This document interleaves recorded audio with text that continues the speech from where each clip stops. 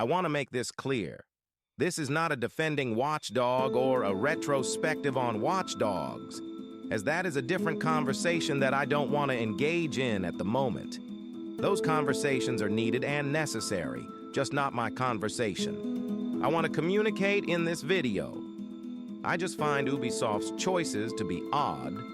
The first Watchdog game was a story and character-driven game. I'd like to think that regardless of how we may feel about Aiden Pierce as a character, that we can agree on that the intention was there for the story to be the main focus with Aiden as the vehicle, for the story to move forward and make progress.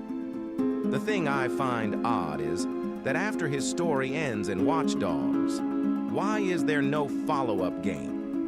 It's bizarre how Ubisoft crafted that story and we get no scenes or any of Aiden dealing with the fact that, like with T-Bone, people more than likely got killed because of the sudden citywide blackouts.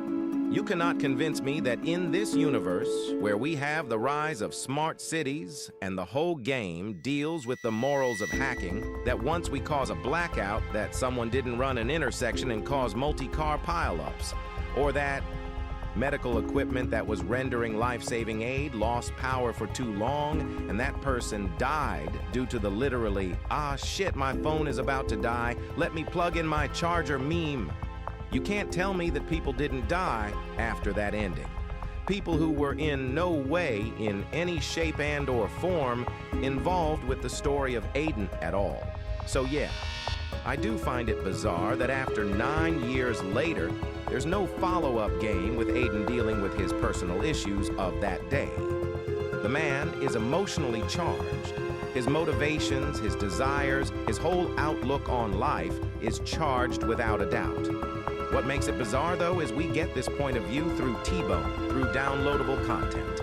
T-Bone was traumatized by his actions, and his past came back to haunt him heavily. It is bizarre to me that we got a follow-up game to see if Aiden has similar feelings to T-Bone in regard to his past actions. I find it odd how Aiden never became a part of DedSec as well.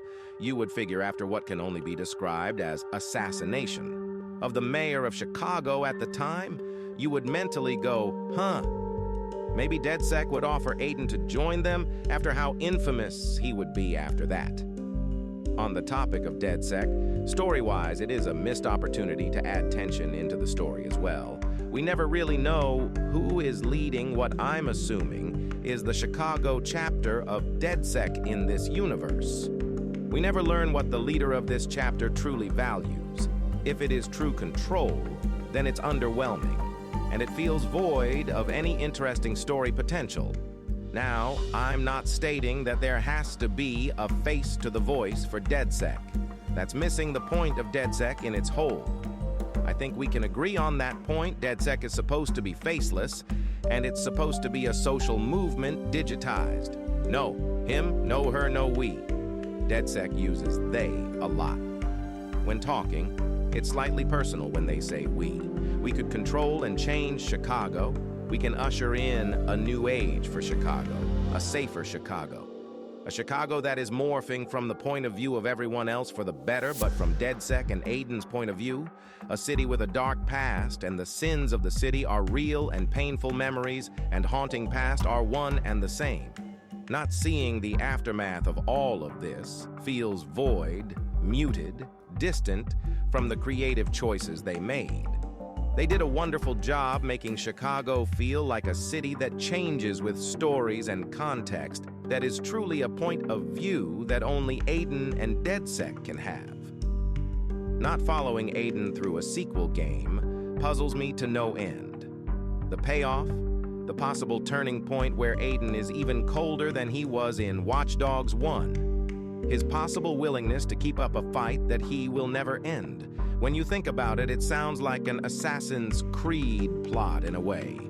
Just hear me out for a sec. A character sees a loved one die. Said character goes on a revenge war path against those who've wronged him. The bizarre part is that we don't see the wisdom or growth that a sequel game would have given us. Allow me to explore what wisdom means in this context. At the end of Watch Dogs, Aiden says, that he doesn't regret what has gone down during the duration of the game. Sure, he wishes his niece was still alive, but he seemingly made peace with her death.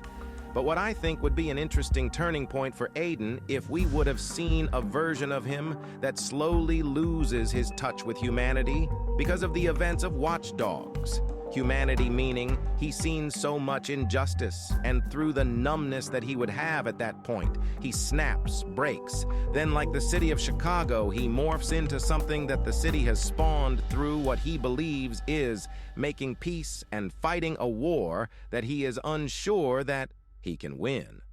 Pair that with the information that we get from Watchdog 2 that he's still solving crimes almost in a daredevil fashion, but without the morality of bringing them to a courtroom.